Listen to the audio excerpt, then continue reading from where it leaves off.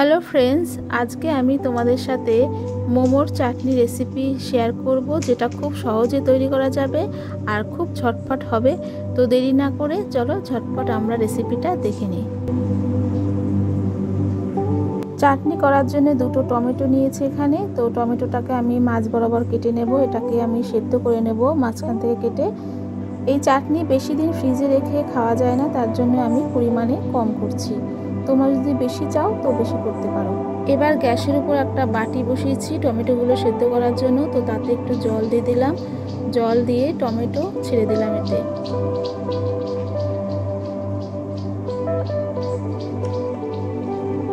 এবার দিয়ে দিচ্ছি 5-6টা মতন রসুনের কোয়া আর দুটো শুকনো লঙ্কা। দিয়ে দিলাম নুন আর টেস্ট অনুযায়ী চিনি। চিনিটা কিন্তু অবশ্যই দেবে, এই চাটনির টেস্টটাকে ব্যালেন্স করার জন্য চিনিটা অবশ্যই দিয়ে দেবে। আর আমি একটু জল দিলাম, জলের পরিমাণটা একটু কম হয়েছে বলে জলটা দিয়ে একটু নেড়ে চেড়ে নিচ্ছি সেদ্ধ করার জন্যে। ঘরে যদি কাশ্মীরি লঙ্কা থাকে তো সেটাও দিতে পারো, ওতে কালারটাও ভালো হয় আর ঝালটাও কম হয়।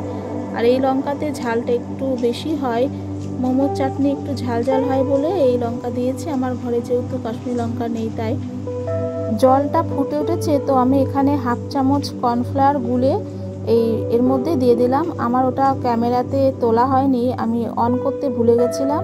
তো তোমাদেরকে বলে দিচ্ছি, তোমরা একটু মানিয়ে নিও। তো আমি কর্নফ্লাওয়ারগুলোর জলটা দিয়ে একটু নেড়ে চেড়ে নিচ্ছি। আর দেখো এই টমেটোটাও একটু মোটামুটি সেদ্ধ হয়ে এসছে।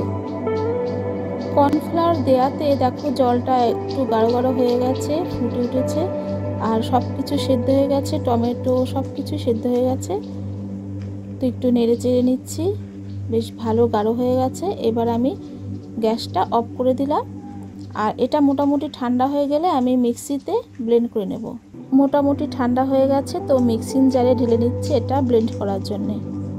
এবার মোমোর চাটনিটা যাতে 1 সপ্তাহ মতন আমরা ফ্রিজে রেখে খেতে পারি, সেজন্যে আমি ফ্রাই প্যানে একটু তেল দিলাম, সাদা তেল দিলাম।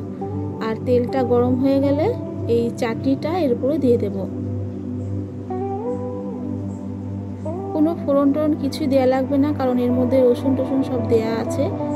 তো কিছুই লাগবে না, জাস্ট আমরা তেলের পরে একটু নেড়ে চেড়ে নামিয়ে নেব। এমনিতে এটা খাওয়া যায়, যেভাবে আমি ব্লেন্ড করে নিলাম ওইভাবেও খাওয়া যায়, কিন্তু 2 দিনের বেশি ওটা রাখা যাবে না ফ্রিজে।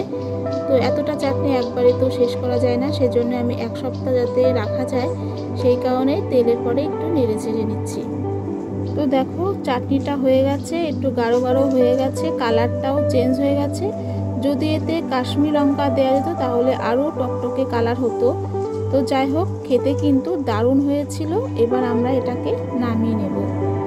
এখানে আমি মোমোর চাটনিটা একটা বাটিতে ঢেলে নিয়েছি। এটা খেতে কিন্তু দারুণ হয়েছিল, মোমোর সাথে তো জাস্ট জমেই যাবে। আর যে কোনো পকোড়ার সাথেই কিন্তু খাওয়া যাবে, খুবই ভালো লাগে খেতে।